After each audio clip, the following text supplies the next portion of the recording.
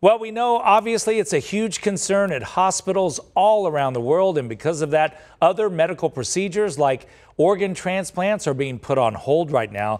And this morning we're hearing from one man who's waiting for a kidney and now has to wait even longer. I can't even imagine how difficult that is. Kimmy is live outside Mayo Clinic with more on this. Kim.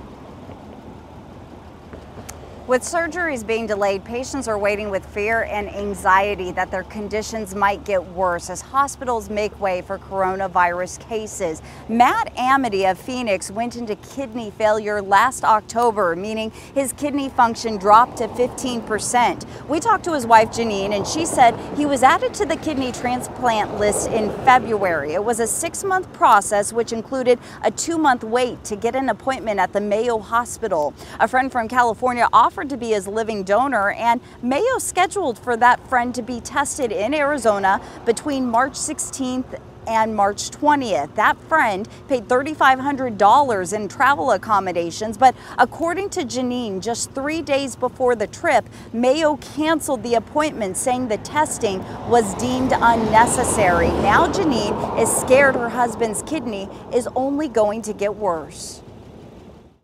It 100% feels like a decision has been made, whether that's political, financial, that the virus is the priority, and that if you are elderly or if you are ill already, such as my husband and many friends I know, and many people I know that are part of the transplant program at Mayo, are going to be secondary to this virus. And I think that that's unfair.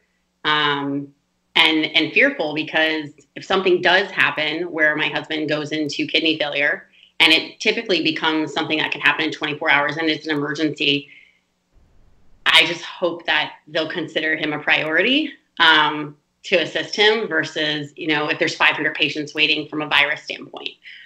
So it's very, very concerning to me that, obviously this pandemic cannot be controlled by anybody else. It's just something that happens. But at the same time, we have to have a plan in place to care for the people that are already ill.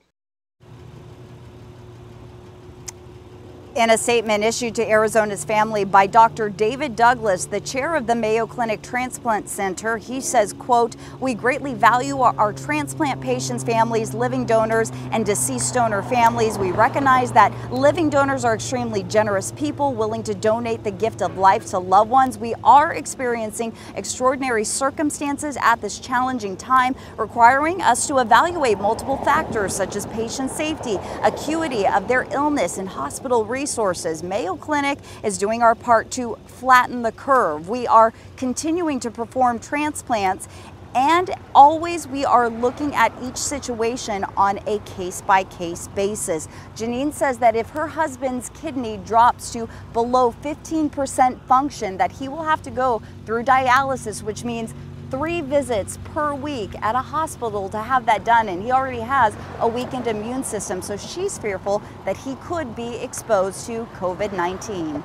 Live in Phoenix, I'm Kim Quintero for Arizona's Family.